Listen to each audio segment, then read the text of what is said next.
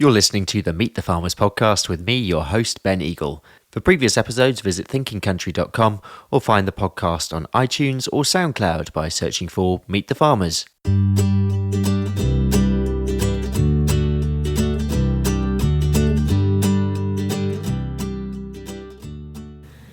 Hello and welcome to episode 52 of Meet the Farmers. Big thanks again to the Mercer Charitable Foundation for supporting this episode. We're on to stop number 5 on the latest podcast road trip around the Cotswolds, Herefordshire, Worcestershire and North Wales. And I'm really pleased to be here on this leg in Herefordshire with Mr. Ally Hunter Blair. Ally farms around 500 acres of land rented from the Duchy of Cornwall. He took on the succession of the tenancy from his father in 2012 and rose to fame during Channel 4's First Time Farmers, and you may also have seen him on Twitter through the amazing Combine Karaoke. I'm actually going to start with First Time Farmers. Yeah. How did you get into that and what was that like as an experience? First Time Farmers, God, that was a long time ago now. We filmed 2012. So 2011, I got a phone call from one of the producers, and a friend of mine from college had put my name forward. And in those days, what was it called? It was going to be called Young Farmers, not First Time Farmers, which was awful. Okay. So it was going to be called Young Farmers, and the whole idea was they wanted young people promoting agriculture. They wanted to get rid of the mentality that people had that farming is a load of old boys shouting at people in flat caps telling them to get off their land. And from my point of view, I was sort of 25, wanting to be on TV. That sounds great. Wanting to show that actually there is this whole new generation of farmers. The technology and everything has moved on. We're not all rich flat cap wearing landowners, sadly, as much as I'd like to be. And they spun it like that, and they said, we want to follow a few farmers around, literally camera over the shoulder job, follow you and see if we can promote youth in agriculture. And so as a tenant of Duchy of Cornwall here, and you're a second generation on AHA, yeah. So take me back to growing up on the farm. Yeah, so we've got a baby coming at the moment, and everyone's like, oh well, 18 years. I was like, I'm 32 and I still haven't moved anywhere. I've actually kicked mum and dad out and moved in. So so growing up here was amazing. I've been here my whole life. Dad got the tenancy in 1968 after national service and all that sort of stuff. He's slightly older. He's nearly 83, which I'm pleased about me telling everybody.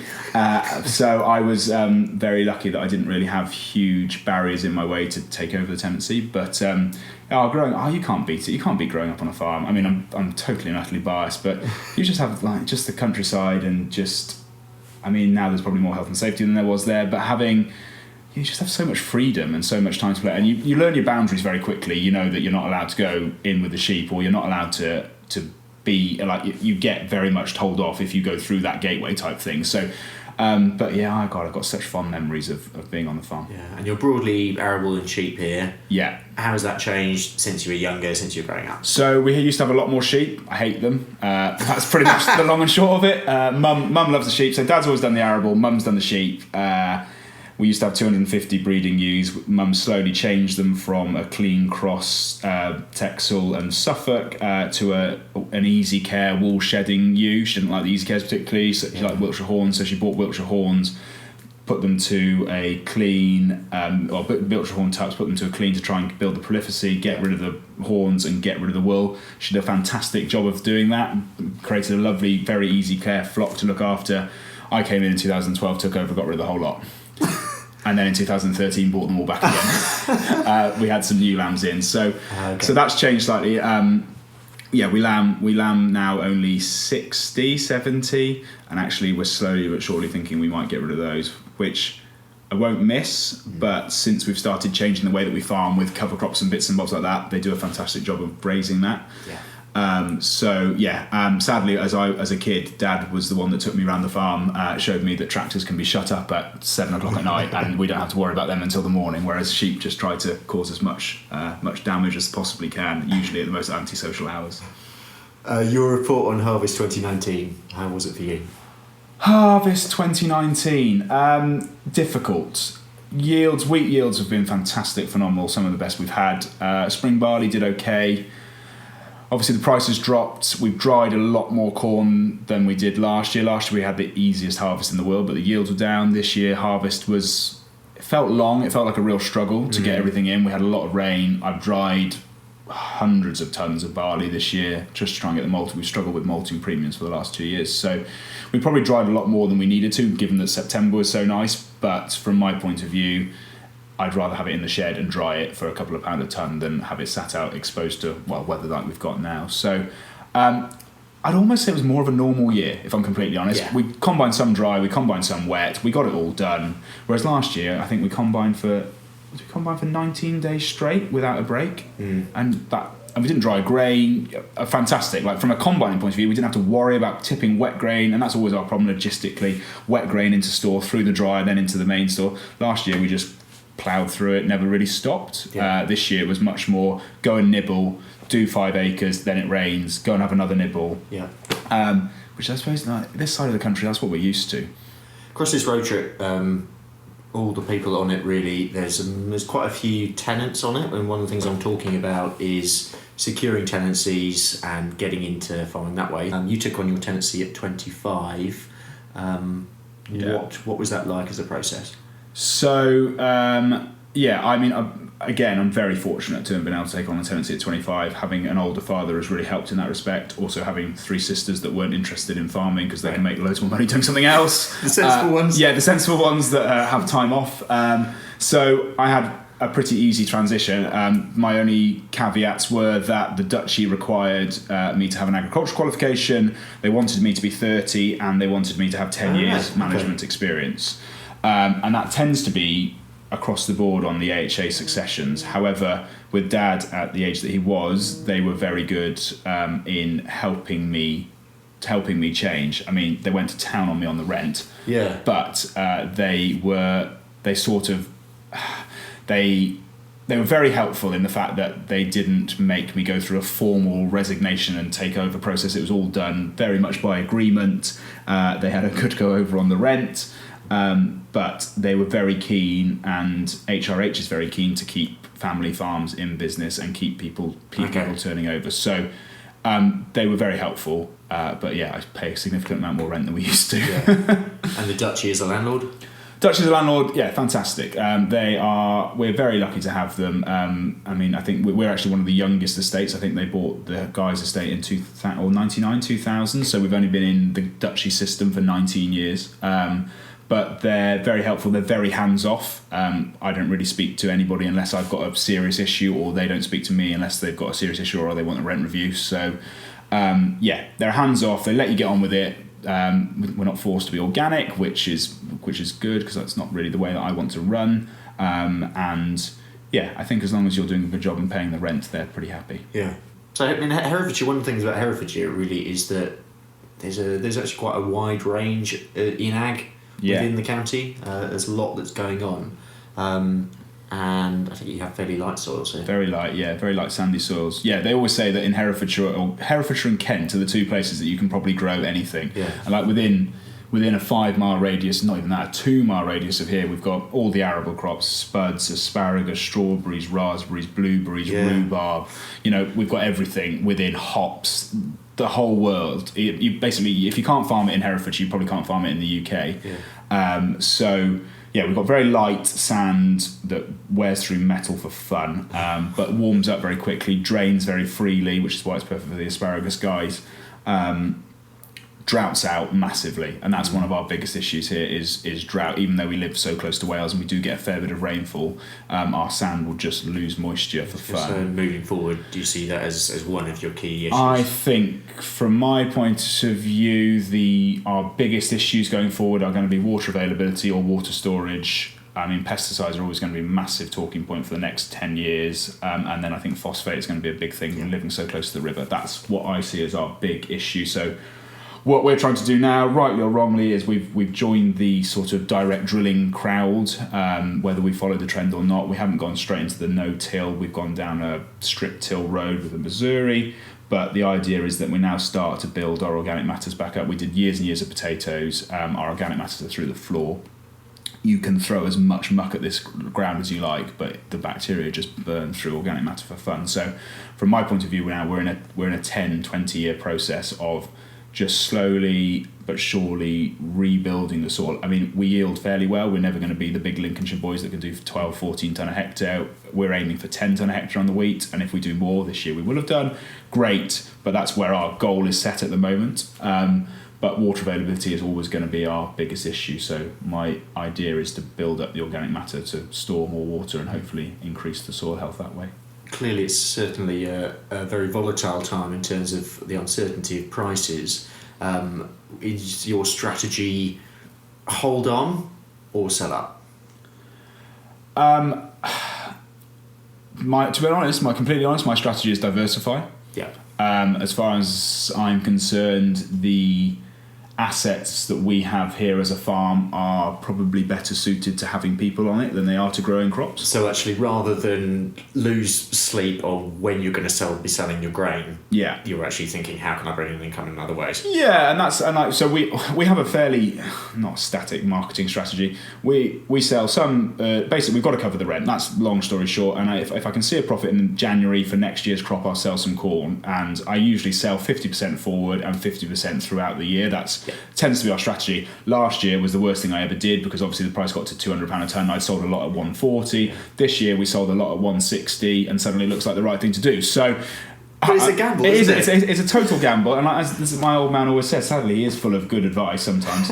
But he always, like the old days, wheat price used to be the price, and then it used to raise by £1 per tonne for the month, an extra month that you could store it. Whereas now it can rise and lower £10 within a day. If you ring up at the wrong time, you can suddenly be up or down a tenner. So our strategy for that is our rape is pool marketed through United Oilseeds. Fantastic from them. They are a wonderful company who I wish we could do more dealings with, quite honestly. We never hit the top of the market, obviously. It's a pool. We never hit the bottom, but they are consistently outperform probably what I would sell at over the last 10 years. The malting barley is now proving very difficult because there is no market. They are terrified about, I think they're talking about a €70 a tonne tariff post-Brexit. So malting barley premium is A, tiny, and B, there aren't any markets. So the frontiers of this world are telling me that we've got some on contract which will go, but beyond that, we might as well sell it for feed because the premium is £4 or £5 a tonne. I need one load rejected and I might as well have got it for feed. So that's our tricky one because that's our specialist crop. And the wheat is really I suppose that's our bread and butter. We're very lucky we've got Sun Valley just up the road, so it's a £4 haul. And that's all. It's a really safe home, and we're only ever going to be able to grow feed wheat. We can grow good quality malting barley, but we can't grow milling wheat. So from a cropping point of view, it's an interesting one. One of the biggest strengths is the sugar beet that we can grow over here, which now goes to AD. We always used to go for the factory. Obviously, they closed all of those and moved them to the east. But the AD plants just came online as we were starting. We were carried on growing a bit for all the stock boys, but yeah, then the AD plants came online, and that's just given us a whole new lifeline. It grows beautifully over here. And then the final crop is the soya, which is a interesting choice of crop. And one that is still very much under evaluation. We've had, this is our third year of soya, we've had first year was average, 0.8 tonne an acre. Last year was dreamy, tonne an acre, and I was like, I know how to grow this crop, this is fantastic. This year's going to be a bloody disaster. It's still in the ground now. I need to combine it. I reckon if we get half a tonne an acre, we'll be doing quite well. Yeah. That wet June has just absolutely snookered it.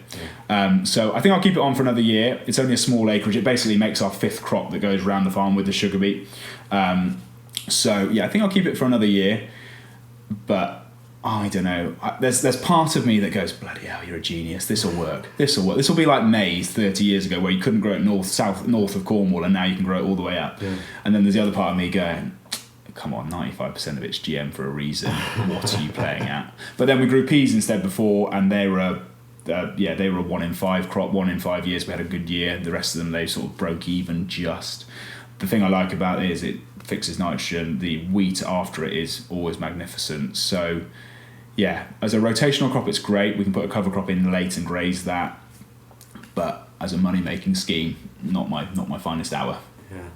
You're no stranger when it comes to farming PR, and you've had some really interesting or slightly off the wall, I'm going to call them campaigns, but in your words they probably wouldn't be a campaign, like Combine Karaoke. Yeah, so 250,000 on Facebook. Yeah, it went a bit crazy because the BBC got involved. Massive on Facebook especially. Yeah.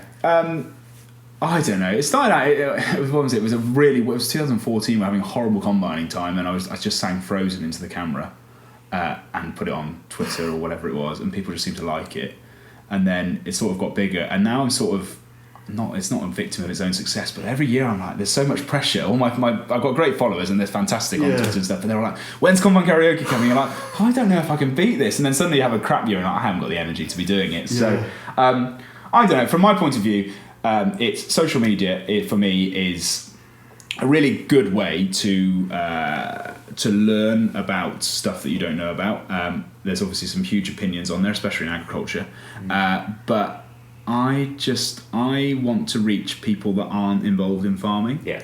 And I think that's really difficult because we talk in jargon that we don't realise is jargon. And something like an idiot singing to a random song in a tractor cab I know a lot of people think I'm an idiot, and I perfectly accept that. I am, and like they know me very well. That's great. But there's a lot of people that love it, and there's also like the This Is Me one, the Greatest Showman. Like you've got 250,000 people. The BBC get involved. That has another 500,000 hits. Like suddenly you've hit people that aren't involved in agriculture, and you've sparked a conversation, if not an interest. Yeah. And I think for me, that's more important than maybe talking to other farmers on social media and that sort of thing. And that's the idea, is that it brings a sort of sense of realism to an industry that I think has lost touch with its consumer. Yeah, I'll come in there as yet. And so any non-farming listeners out there, do get in touch if we're getting to a stage with anyone or me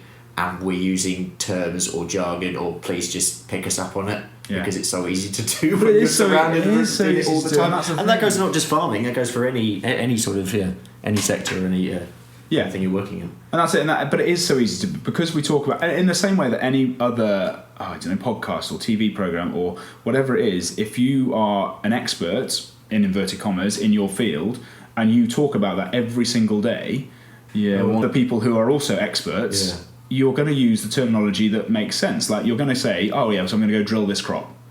Well, the average person isn't going to have a clue that you don't mean drilling a hole and popping a seed. You mean planting. That's what, and people can understand the term planting because they do that in their gardens. Yeah. Drilling, you're going to drill a hole in the wall. It doesn't make any sense. But to you and I, you go, he's just gone to go drill wheat in that field. It makes perfect sense. And that's the sort of thing. And the Combine Karaoke was an interesting thing. I think there's the lovely thing about farming now is that Twitter has and social media has brought about a community that you'd never have had previously.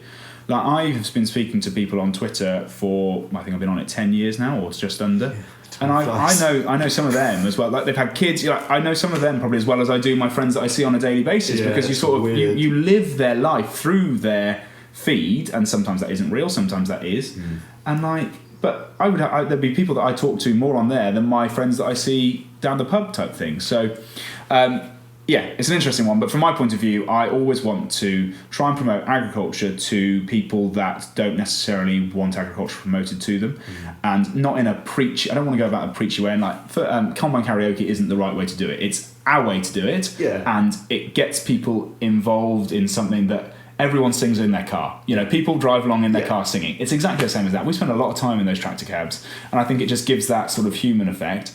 But if it then does spark a conversation with so what are you doing? Why are you doing that? Great. Maybe that's one more person that has an interest in agriculture. And from my point of view, that we can't do that enough. Yeah. I suppose the next stage as well is awareness is one thing, and getting people to sort of understand and talk about farming and agriculture, but what do we want people to do? Is this a matter of actually going into where you buy your weekly shop and buy British, or is it to go and support a local farmer, or not rant and rave when there's muck being spread or hedges being cut, or what are we trying to achieve? Yeah, it's I struggle sometimes with some of the bits and bobs that goes on.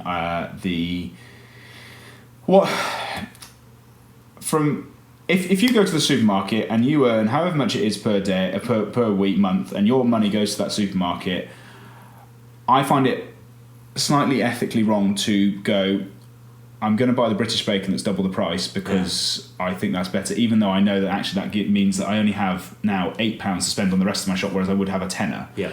I find that difficult because the vast proportion of people's income is spent on feeding themselves. And I know that food has never been cheaper and all the rest of that, but it's one of the biggest weekly expenditures per week of a family. Goes out, does the family shop, or doesn't anymore, does it much more, food is much more on demand than it used to be.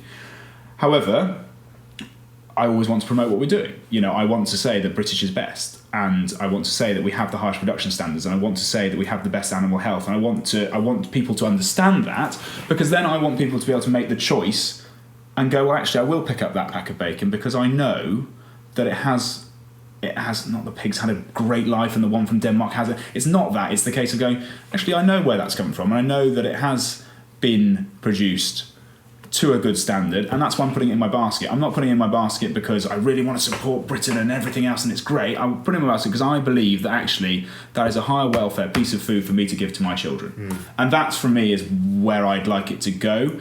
I'd like people to have more understanding. The lack of understanding is terrifying, but also I think it's our own fault. I think we've got arrogant in the fact that people should understand how farming works. Why should people understand? I don't know how telecoms work. Exactly. I know it works. That's what I often think. I pick up my farm and I pick up my phone and I whinge when I don't have 4G, but I've got no idea how it works. Yeah. And that's the same with people in agriculture, the general public. Why should they know? Okay, phones, I mean, the argument is that our phone is as essential as food these days. It's got everything on it. Why should they know?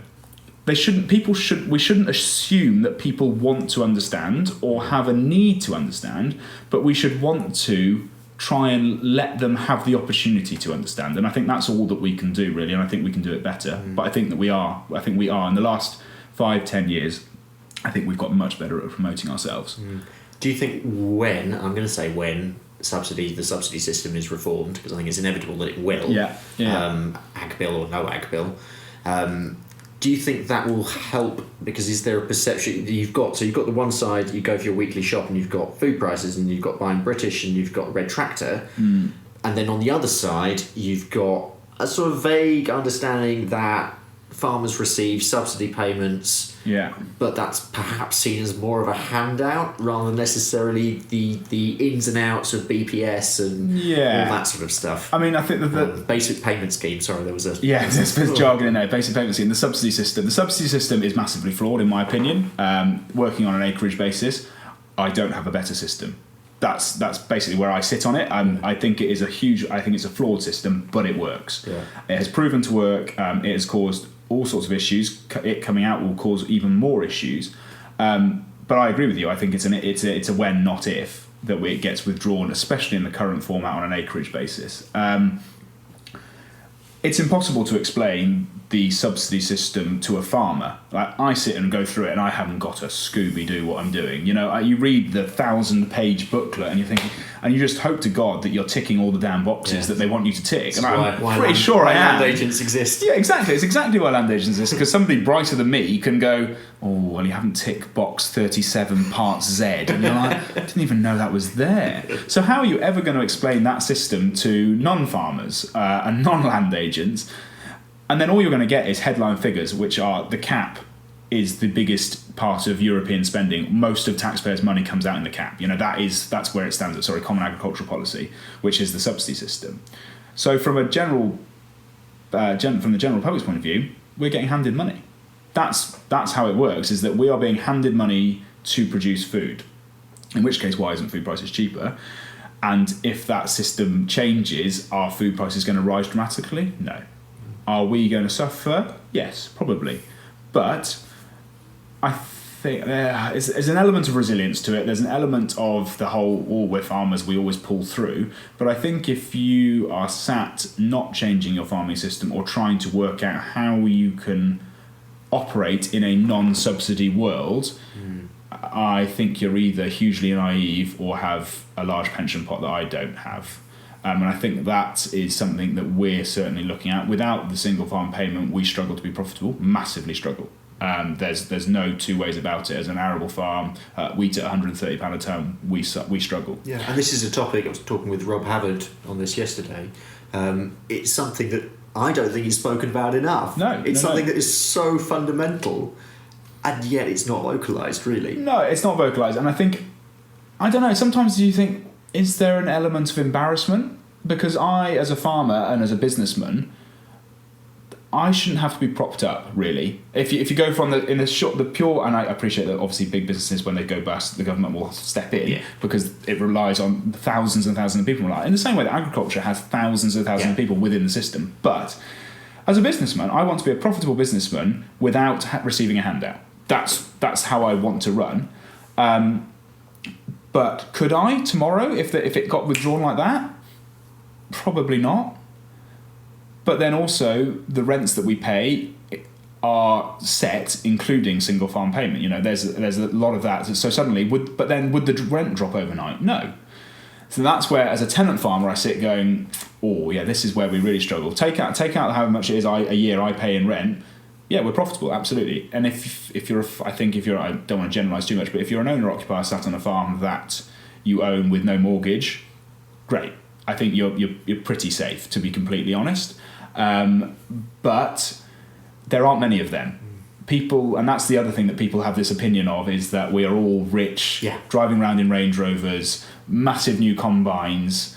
But everyone's in their overdraft. Everyone has got borrowings up to their eye, and borrowing. And that's the other banks thing. have traditionally loved farmers. Absolutely, because especially now with land values as they are, you know, the safest place to have money is land. I mean, look at Mr. Dyson. He's gone out and bought pretty much everything that could. And fair play to him. I have absolutely no problem with that, because as far as I can see, he farms it bloody well. He is investing more money than we could ever even dream of investing in the environment, in upgrading his systems, from what I can, and he's open about it. Like, you look at the Beeswax Dyson page, they show you what their costs are, and he goes out on Country File and people listen, because he's a multi-millionaire who goes, I can't make farming work without subsidy.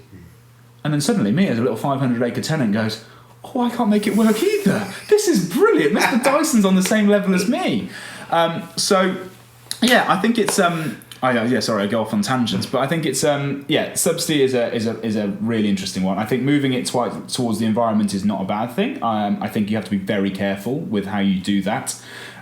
Soil health is obviously a massive thing, but how do you measure soil health? That is something that I don't think you'll ever get a clear-cut answer from anybody, because I don't think there is. My sand here is going to be very different to the lovely Fens grade 1s over there that you can grow anything. It's basically like growing in gold. So, yeah, there will be a move away. Where it ends up, I don't know. From my point of view, I am trying to create a sustainable farming system here that relies on less time spent in a field, with less soil movement, with less diesel used, hopefully in the end with more sort of nutrient and holistic measures as opposed to chemical measures. But I think I'm 10 years away from actually trusting that sort of system. And then where do I think I might make money? Getting out of farming, diversifying. Like, that's the way I'm looking at now. My wife runs the equestrian side. When she moved in, she's a riding instructor. So she runs an equestrian business. We put all that in. That makes more money per acre than I could ever dream of, with no subsidy. You know, and that's realistic. The sad thing about it, I want to farm my farm, but I can't make the turnover of that business on 3.5 acres. It's crazy. I find it amazing. Pretty much every single farm I go on to, there's the story, which is always the farming story, the agricultural story, the production side, and then there's the other story, which is, I find this amazing about farmers, that generally you're always, in farming you're always juggling lots of things, but generally you're juggling different businesses, perhaps on the same site, and trying to make all those work at once. Trying to make them work harmonious, especially with horses and machinery. That's the trickiest one. And it's also, I'm not intelligent enough to run that many balls in the air. I struggle enough just trying to keep a farm running, let alone everything else. But yeah, so that's what enthuses me. I love that. God, I'll get slated for this, but I get bored of farming, if I'm completely honest. Farming's quite dull, especially arable farm. And as much as I would promote it to the end, I would stand and let people beat me whilst promoting agriculture. Whew, there's only so many hours you can sit in a tractor without going, I'm pretty bored now. Especially with GPS and everything else. So you're like, push that button, push this button, turn around at the end, push this button again. Like, there's only so many hours a day that I can do that without going, God, I need something else to keep me entertained. And Yeah, that's the other thing I think we have. Like, we're filming a new TV program at the moment, and you're trying to make agriculture interesting, and they're like, yeah, so... And from the TV point of view, I'm like, oh, no, but it's good, because we're going to go out and plant this field. They're like, how long are you going to be out there? I was like, oh, 10 hours. Well, we've only got 10 hours of television, so what are you going to do other than that? I was like, oh, I won't be doing anything else. I'll be sat on that tractor for 10 hours drilling. Right. So we can't make that into a TV programme because that isn't exciting. I'm like, no, you're right, it isn't. It really isn't, because I get bored. And that's the really difficult part about it, is that we all think that it is exciting, and like within the industry it is. There's so many developments going on. Like, from my point, I love technology. Like the technology in it, the fact that I can drive that tractor down at 2.5 centimetres every single time, under an inch, blows my mind. And I love it. And when the technology's working, I can't get over it. But also, you're like, oh yeah. So now I literally just, to plant seed, I push one button to turn the steering on and one button to lower the drill. And then at the end of the field, I push the opposite button and turn the tractor around and come back again. That's it. As long as everything's working. And then I spend a lot of time looking behind me going, oh yeah, everything's working. That's good. Looking in the camera going, still got seed in the hopper. That's good. And then I go, oh, I haven't got seed in the hopper. I'll put some more in. So what do you think was going through your head in those moments? That's where combine karaoke comes in, because you're like, oh, I've been here a long time, and there's only so much. I'm like, too much time to think for me is dangerous. Because I come up with stupid ideas, and actually, there is a serious point to it. Is that, like, obviously mental health has become massive worldwide with anything, but in agriculture it's awful. It's terrible. What do we lose? A farmer a week? 2 farmers a week? Is it? I can't remember the stats off the top of my head, but. And you can see why. You've got a lot of time in your own headspace, especially if you're on a tractor, or especially if you're in livestock and it's pissing it down with rain and you're on your own and sheep or cows aren't playing ball and you're not making money. Like, beef prices have got to the lowest thing. Like, you're losing money with every cattle. That you've looked after that cow for 18 months before you've sold it, and then you're losing money selling it. That's, as a mind thing, that is really depressing. And you can see how people get depressed about that sort of stuff, because we are isolated and we spend a lot of time on our own with our own thoughts. And if those thoughts are happy and stupid and you end up singing to a camera, great. But if they're not, if you are in a place where you go, just sold 100 cows, I've lost £1,000 on each cow, I've got more to sell, that can be a very dark place, and it can get very dark very quickly. Yeah. And I think that's for me where I go, I might as well just sing at a camera and post it on the internet, because maybe somebody will enjoy it.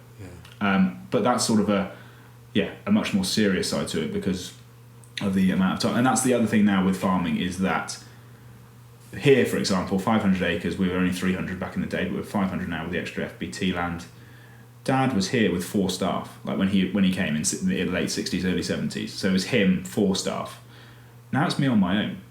And you used to have people to talk to, and now you don't. And that, I think, is a very dangerous place sometimes for us to be. So do you find you sort of have to make time to see people? My thumb gets sore from scrolling mainly.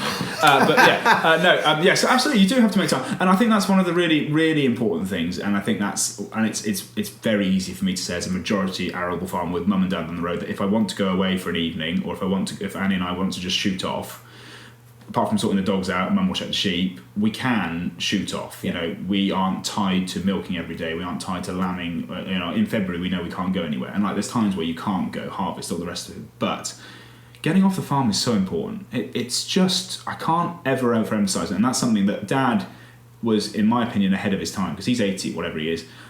He has always encouraged me to make sure I go on holiday. We always, at the start of school holidays, we always went away for 2 weeks, every single year, without fail. Because as far as that was concerned, that was his break. That was his just time to reset. And you actually have more ideas whilst you're away from the farm than you do when you're sat in your little ivory tower, and suddenly the world is a much bigger place, because you sit within and we're ring fence. I sit within my little 500-acre bubble, going, this is all that matters in the world. Getting this crop in is the most important thing to me at this time. And then suddenly you get outside and go, actually, walking down the beach with my wife is pretty cool. That's pretty great. We'll get the wheat in at some point in time. It's pissing it down now, and it's given me a much better, rational view on what is important. And I think that is something that we can lose when we get stuck on the farm for too long. Yeah. You've spoken a fair amount about production companies and TV and that kind of thing, which obviously starts with first-time farmers. But that's obviously carried on with other things. Yeah. Tell me about that, and did you expect that to happen? Did I expect it to happen? Absolutely not, no. I really enjoy it.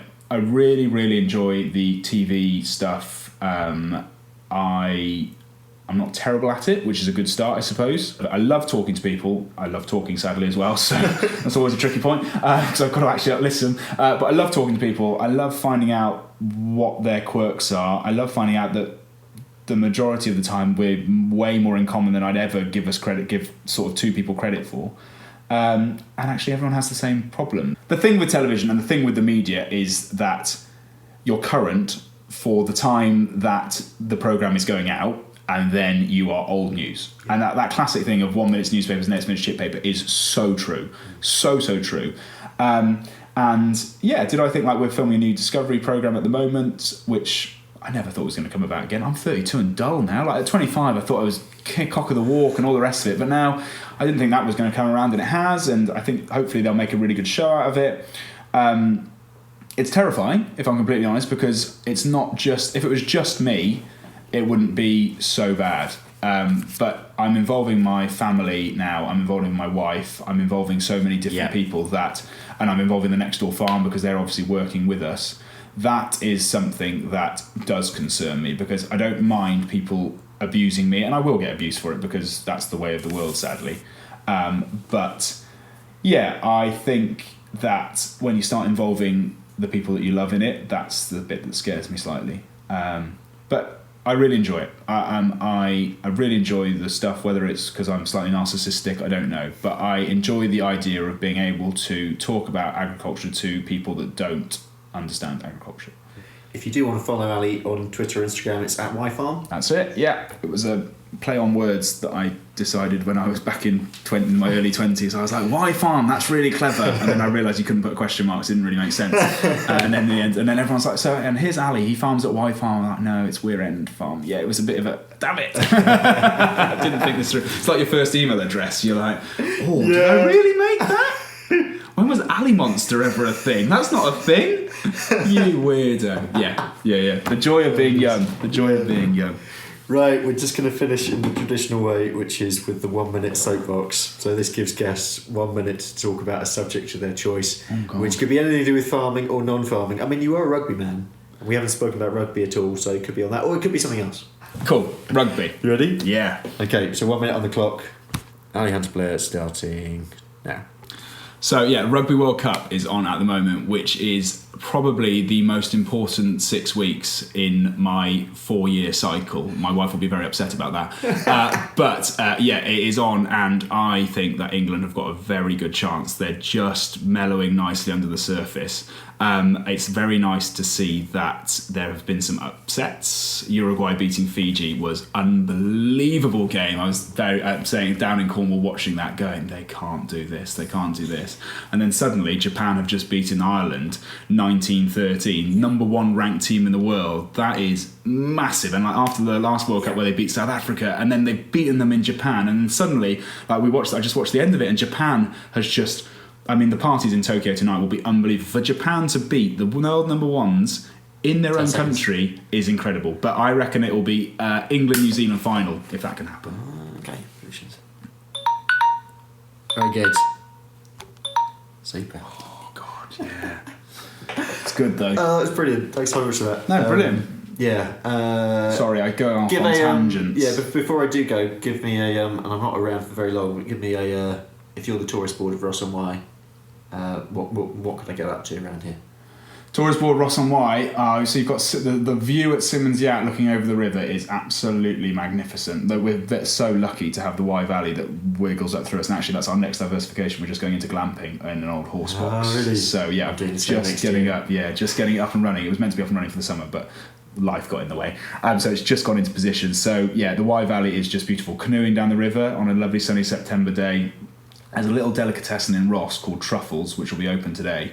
Okay. If you want lunch. Nice plug there. Oh, unbelievable. Yeah, sadly I don't own it because it is delicious. £5 meal deal is fantastic. Ross on Y is mainly charity shops and coffee shops, but it's working its way back through. Okay. Monmouth is beautiful as well. There's lots of, like the Forest of Dean. If you're a mountain biker, Forest of Dean is the way forward. Hay on Wye if you're into your literary stuff, or up onto the Malverns. I mean, we're very lucky where we live. Very, very lucky. Brilliant. Perfect. Well, good. Thanks for having me. And no, thank you. It's been a pleasure. Get back on the road.